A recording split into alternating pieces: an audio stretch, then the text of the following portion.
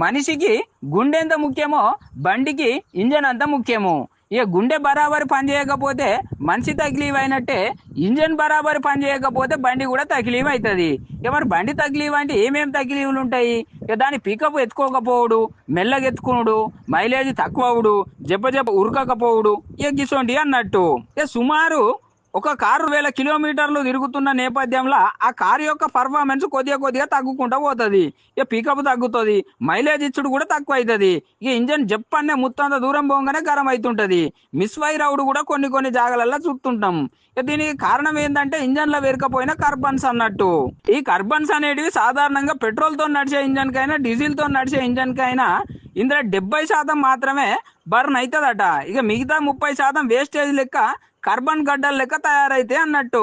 ఇక అవి ఇంజన్ నెత్తి మీద కూర్చొని ఇక ఇంజన్ పని చేయకుండా పోతుంది అన్నట్టు. ఇక ఇటువంటి ఇబ్బంది వచ్చినప్పుడు సాధారణ మెకానిక్ దగ్గరికి తీసుకుపోతే ఇంజన్ అంతా ఇప్పాలి, 2-3 రోజుల టైం పడుతుంది, చాలానే పైసలు అడుగుతాడు.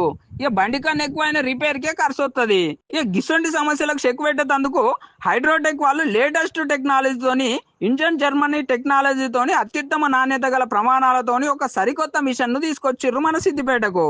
అయితే జర్మన్ టెక్నాలజీతోని కేవలం 30 నిమిషాలలోనే ఇంజన్ కార్బన్ క్లీనింగ్ చేయొచ్చు.